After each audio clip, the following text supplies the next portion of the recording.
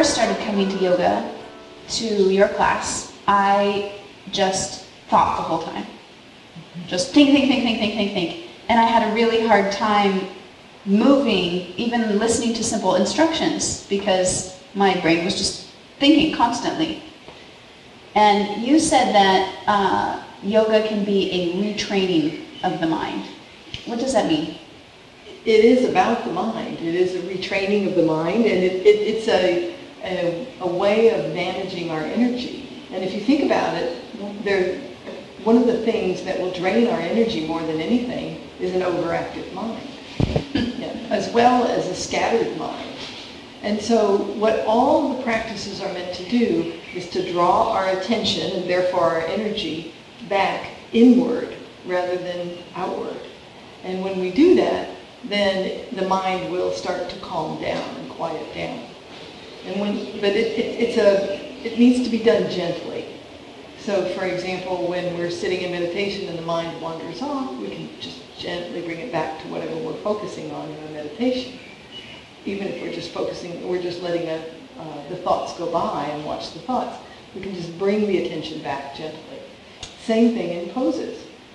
I heard you once describe it as training a little puppy, a restless little puppy. Exactly, and it's very much like that. It's really important that we be as gentle as we would be with a puppy, or that we realize that it's never been trained, or we've trained it maybe in some ways that we want to let go of, and so we just want to teach it to focus, and we just need to be gentle with it and let it be a gradual process. And the more we surrender to that process, the faster it will go.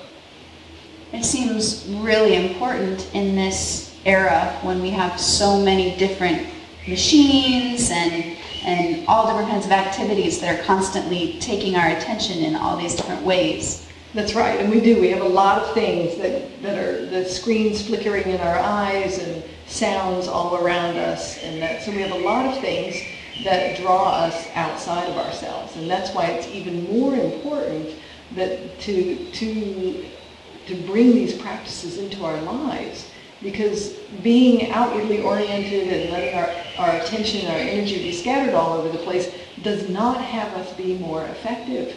We get ill doing that. Well, a lot of people say, I'm a multitasker. I get more done if I multitask. And what the yogini would say to that is that the real power comes when I can focus on one thing at a time and have awareness of what's around me at 360 degrees.